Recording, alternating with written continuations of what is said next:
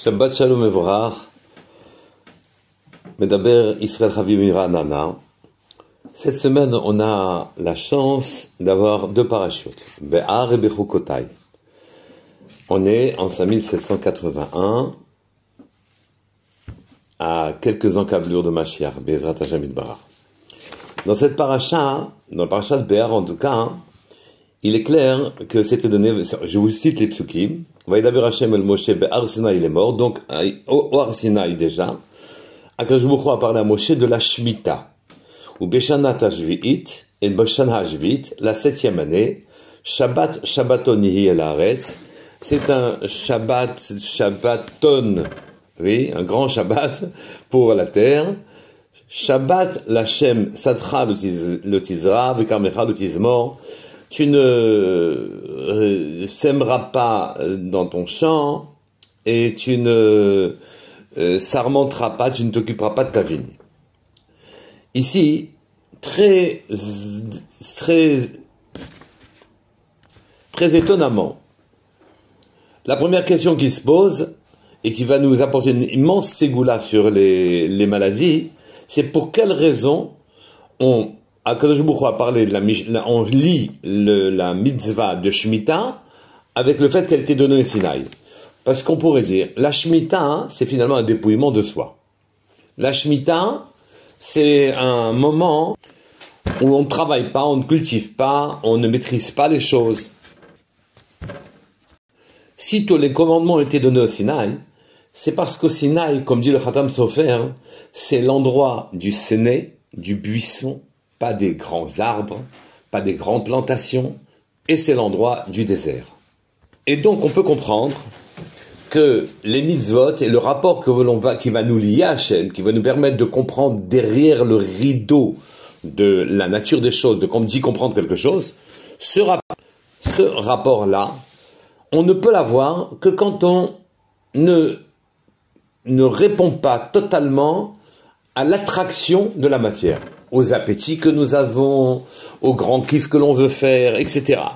Et qu'on ne vit pas sa vie que là-dedans. À partir de ce moment-là, on peut espérer avoir un rapport avec le Créateur, dépasser l'écran de la matière. Mais s'il en est ainsi, la Shemitah qui est un dépouillement de soi, où on ne travaille pas, on ne maîtrise rien, on ne s'occupe même pas de son champ, on est obligé de le laisser en friche littéralement.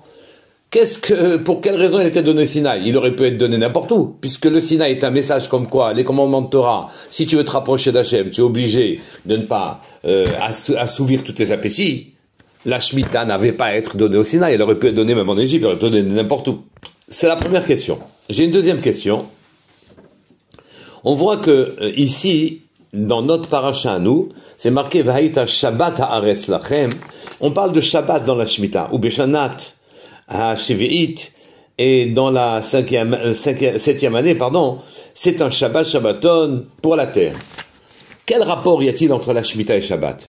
C'est vrai que Shabbat, c'est un moment où on ne travaille pas. Mais ici, c'est un Shabbat pour la terre, que je vous redemande que la terre est un Shabbat.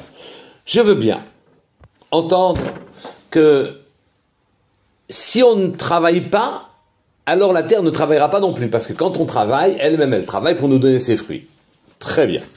Mais quand ensuite, Shabbat est rapproché d'une autre idée, quand le pasuk dit V'haïta Shabbat haaretz lachem le'ochla lecha u'l'avdecha u'l'amatecha le'schircha u'letoshavcha agarim imach, que la Torah vient de te dire que toute ta famille et tes serviteurs et les gens qui sont tes employés, que tout le monde peut manger, en rapport avec l'interdit de manger que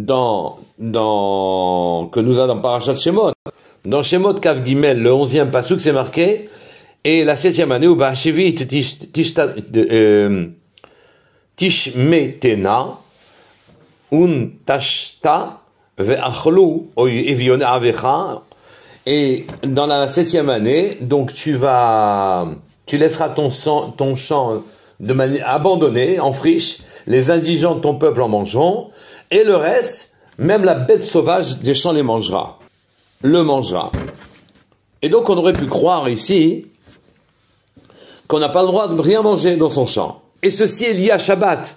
D'ailleurs, dans Parashat Shemot aussi, juste après c'est marqué Sheshet Yamim Ta'aseh Ma'asecha ou bien Ma'ashvi'ish Tishbot, le Ma'an Yanuach, Shorecha. Donc on voit ici que la Shemitah est liée à Shabbat. Que la Shemitah soit liée à Shabbat pour que toi tu ne travailles pas et que donc la terre ne travaille pas, je veux bien le comprendre. D'accord? Ce sont les éléments. Mais que on relie à l'idée de Shabbat le fait que je ne puisse pas disposer des fruits de ma terre, que on veuille bien me les laisser manger à moi aussi, mais même la bête des champs, elle a le droit de venir rentrer dans mes champs et de manger.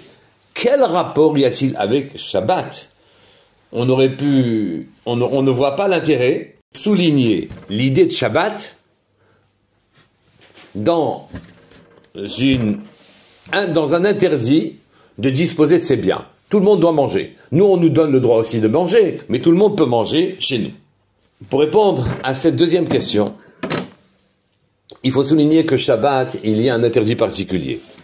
On ne peut pas passer du domaine public au domaine privé, ni du domaine privé au domaine public. En quelque sorte, il n'y a pas de domaine public, il n'y a qu'un domaine privé. Dans le domaine privé, je peux vivre, transporter, bouger les armoires bien que ce soit pas recommandé, mais de faire le millimètre, de traverser le millimètre qui me sépare du domaine privé au domaine public et inversement, j'ai pas le droit de le faire. Parce qu'en vérité, Shabbat, ils disent les Chachamim, il n'y a pas de domaine public.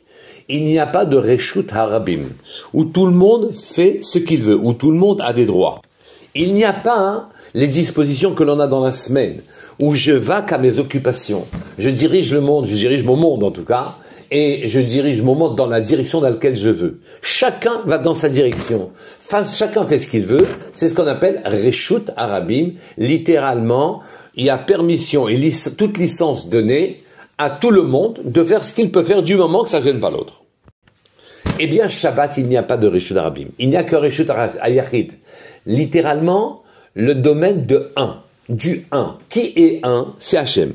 Il n'y a qu'un seul domaine. Toute la terre, elle appartient à Hachem. Et si toute la terre appartient à Hachem, alors à ce moment-là, on se retrouve un petit peu comme au Gan Eden. Tout lui appartient. Donc rien n'est forcément à nous. Tout le monde peut disposer de tous les fruits de la terre. Chacun peut cueillir les fruits là où il se trouve.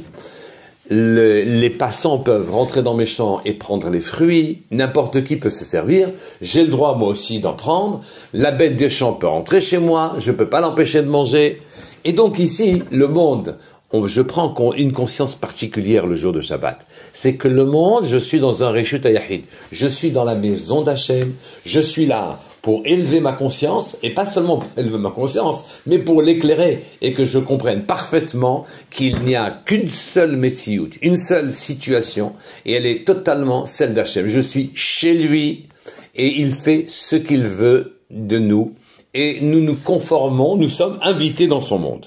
Si je suis invité dans la maison de quelqu'un, alors à ce moment-là, lui dispose de tous ses biens pour les donner à qui il le souhaite, eh bien, le jour de la Shemitah, quand on comprend que le monde appartient à Hachem, d'ailleurs on mangera sans travailler, et nous ne sommes que ses invités dans ce monde.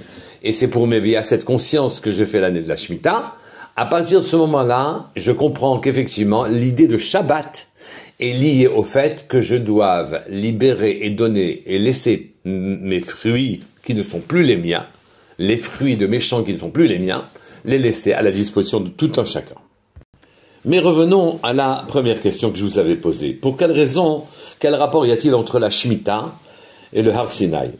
Le Khatam Sofer a dit on aurait pu finalement donner cette mitzvah n'importe où, puisque ça n'a été donné au Sinaï, toutes les mitzvot ont été données au Sinaï, que pour nous comprendre que les mitzvot étant les vecteurs qui nous permettent de nous rapprocher d'Hachem, alors à ce moment-là, il faut qu'ils soient donnés dans un endroit où on n'a rien, on n'a pas de distraction, on n'a pas d'attraction pour autre chose. Dans le désert et face au Sné. Je voulais vous citer une Gemara, la Gemara Shabbat, qui dit Dele ishta temirta, ce qui veut dire pour une fièvre importante, quand une fièvre brûlante nous prend, alors yelech etzel hasne, que l'homme aille vers un buisson, vayomar, et qu'il dise à ce buisson, hasne boher baesh, dans le désert, le buisson était brûlant de feu, et asne eineno ukal, sans que ce buisson ne soit consumé. Ceci est une allusion très claire au fait que la maladie, la fièvre, qui est une fièvre maladive, à ce moment-là, cette fièvre-là ne vient que parce que nous sommes très attirés par l'attraction du monde matériel, qui nous attire, qui détermine quasiment toutes nos actions. Et ces appétits-là élèvent en nous une fièvre, comme si, en quelque sorte, nos moteurs psychologiques surchauffaient et notre corps prend de la fièvre. Et donc le conseil qui a été donné dans cette Gemara, c'est d'aller devant un buisson et de dire « Le buisson au Sinaï était brûlant et ne se consumait pas. » Or au Sinaï, c'est la Torah qui a été donnée. Là-bas aussi, il y avait une fébrilité dans le buisson. Il était chaud. Mais cette fébrilité est une fébrilité de Torah. Et cette fébrilité de Torah empêchait le buisson de se consumer. La fébrilité maladive détruit le corps, détruit beaucoup de choses. On demande donc que cette fébrilité soit désormais soignée par la Torah, par le passouk que l'on prononce. On affirme que de ces deux fébrilités, la surchauffe peut venir d'une volonté spirituelle de se rapprocher d'Akadosh Baruch Hu, et à ce moment-là, cette fébrilité va nous rapprocher d'Hachem et ne va pas nous consumer. Tandis que la fébrilité pour les choses matérielles, cette fébrilité, cette fièvre, cette surchauffe, finalement, elle nous détruit. Eh bien, quand on commence par être détruit par la surchauffe sur les choses matérielles, alors on va vers le buisson. Comme le buisson où Akadosh Baruch Hu a annoncé le don de la Torah au clan d'Israël, et on dit c'est la Torah qui compte. Et à ce moment-là, ma fébrilité se soigne, ma fébrilité grandit. Ma fébrilité grandit, mais elle grandit par le bon côté. Elle grandit pour les choses spirituelles. C'est ça que l'on veut dire par Ani, qui Ani Hashem Rofecha. Je suis Hashem qui te guérit, c'est-à-dire ma Torah te guérit. Cette fièvre, je peux la faire passer de la fébrilité matérielle à la fébrilité spirituelle. Une consume le corps et le détruit, l'autre le répare, et donc la Torah est réparatrice. C'est la raison pour laquelle la Shemitah a été donnée au Sinaï. La Shemitah, c'est la prichout, c'est la séparation des choses matérielles. On abandonne nos champs, on les laisse en friche, on ne s'occupe plus de la matérialité. Elle n'avait pas besoin d'être donnée au Sinaï, puisque le message du Sinaï, c'est de dire si tu veux te rapprocher d'Hachem, va dans le désert. Ça aurait pu être donné cette mitzvah n'importe où, mais cette mitzvah est aussi une refoua. Donc elle nous apprend qu'en vérité, si je me suis laissé aller, avoir de la fièvre pour les choses matérielles, alors à ce moment-là, la prichout, la séparation des choses matérielles, va aussi venir me soigner.